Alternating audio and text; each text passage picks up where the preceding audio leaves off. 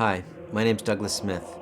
I'm a historian and an author of a new book called Former People, The Final Days of the Russian Aristocracy.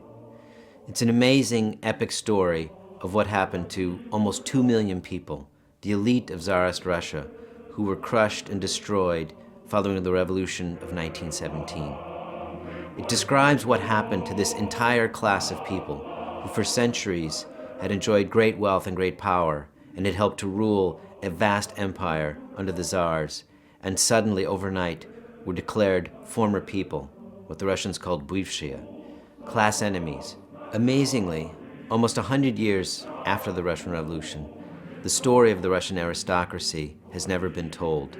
The book focuses chiefly on two of the great aristocratic families, the Counts Sheremetevs and the Princess Golitsyn, and it is by following the fates of the members of these families over several generations that we gain a real human sense of the tragedy of Soviet Russia in the early 20th century.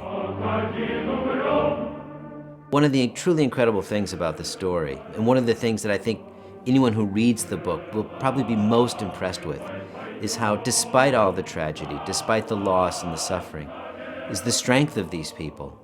How even in the most darkest moments of the terror, they continued to build lives for themselves. They continued to fall in love, to raise families, to educate their children, to find reasons to continue to live, and not just live, but to look for joy and happiness in their lives.